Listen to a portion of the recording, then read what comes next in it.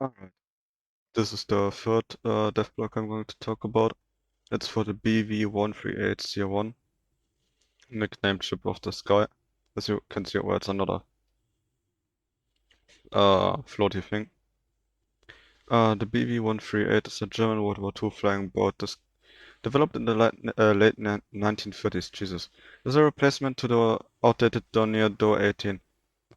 Being one of the most widely used German flying boats of the war, pilots will now finally have the chance to take control over this unique aircraft as it arrives 2 of Wonder as part of the major update directed.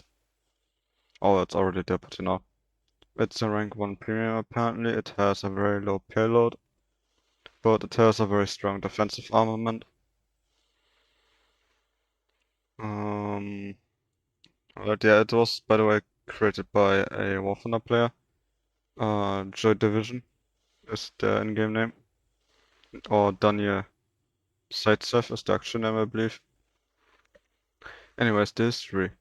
Development of the BV-138 began in 1934 when German Air Ministry issued a set of requirements for the development of a new flying boat, which is to take advantage of the recently developed entirely economical Junkers Jumo 205 diesel engines. The task was given to Dornier as well as Hamburger Flugzeugbau, which later became Blum and Voss. Development of the aircraft ensued throughout the mid-1930s before the first prototype was completed and test flown in 1937. At the same time, Dornier's design failed to impress the Air Ministry, leading to Blum and Voss design being the one still taking part in the competition. In the late 1930s, the first pre-series aircraft were built and tested, resulting in the aircraft missing entering into service before the outbreak of World War II in September 1939. The first production model of the aircraft left the factory in 1940 and joined service with the Luftwaffe as the BV-138A1. The aircraft of the pre-series was the first to see active service, being employed as part of the Operation Weserübung in April 1940, the invasion of Denmark and Norway.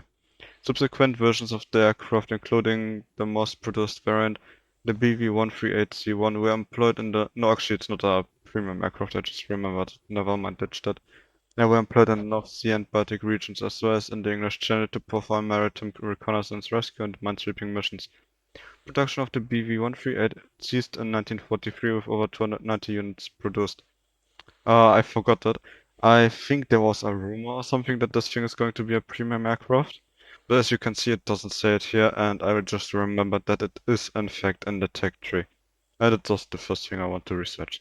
So what I said in the beginning of it being a premium is just wrong, so you also don't have to put it in the comments. That was just a simple mistake. Um, it will just be somewhere at 1.3 where you can research it. Here it says that there's nothing special about it aside of like it's not gonna be very fast. It's not carrying a lot of bombs, but it's standing out for its defensive armament.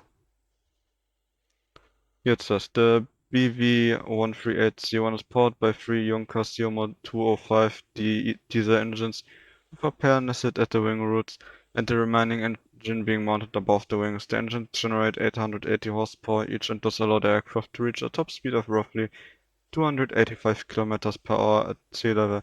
This relatively modest top speed may make the BV-138C1 vulnerable to attacks from much faster and interceptor aircraft, but at the same time it allows for much easier takeoffs and landings from bodies of water. Fun fact, due to the design of its fuselage, the BV-138 received the nickname the Flying Clock. Huh, alright. Having touched on the subject of vulnerability, it also attacks despite the BV-138C1's relatively low speed. The aircraft is far from toothless, right? When it comes to defending itself from hostile attacks. In fact, the BV-138C1 has an unusually powerful defensive arsenal for an aircraft of its type, armed with 3 defensive turrets, of which 2 are equipped with 20mm MG151 cannons, protecting the aircraft's front and rear upper hemisphere, while the remaining turret sports a 30mm MG131 heavy machine gun. The BV-138C1 is not only well equipped to defend itself against hostile attacks, but particularly both pilots may even employ the aircraft to actively hunt down other cumbersome opponents such as bombers or other flying boats. As far as the BV-138C1's suspended weaponry is concerned, the aircraft is capable of carrying 6 50-kilogram bombs into battle. While this is unlikely to suffice in destroying a large and heavily armored target, pilots may still be able to inflict serious damage to smaller and less protected targets, provided they can score a direct hit. Furthermore, once the suspended ordnance has been spent, pilots can resort to utilizing their defense turrets to strafe hostile surface and ground targets.